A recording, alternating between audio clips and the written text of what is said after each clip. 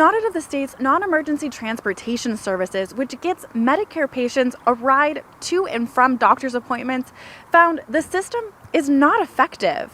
You can have the best health care in the world, but if you can't access that care, if you can't get there with regularity, you're not going to get better.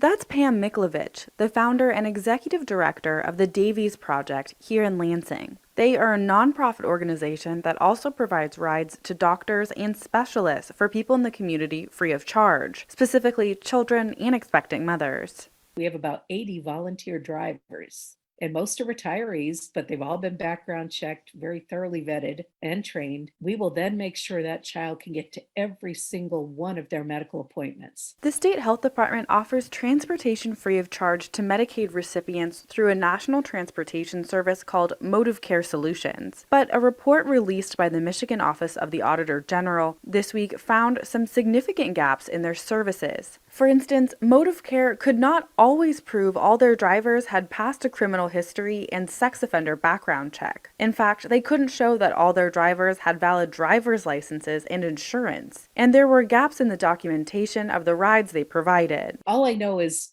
we are far fewer hoops to jump through to get a ride.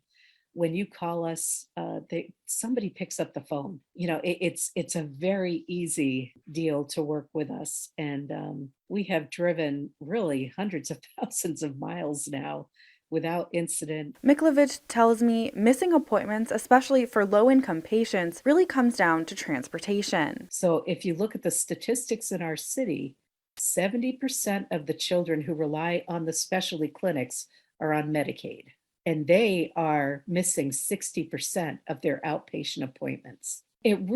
Most of it does come down to transportation. If you have a family in South Lansing, imagine a mom with a child, with an infant, you don't have a car. Picture the middle of the winter, you live about a half mile from the bus route, and you have to walk with your children to that bus route through a snowstorm, freezing cold, slush. You have to wait for a bus, and then you have at least 2 connections to get to your appointment. And imagine not only that, but you have to do that 3 or 4 times a week. It's next to impossible. In response to part of the audit, MDHHS wrote that they will continue to require documentation to support provider eligibility. Quote, "The department is taking action to ensure that Medicaid health plans, brokers, and local MDHHS offices provide beneficiaries access to safe and customer-friendly transportation to non-emergency medical appointments." MDHHS tells me they're taking action like changing random sampling of driving records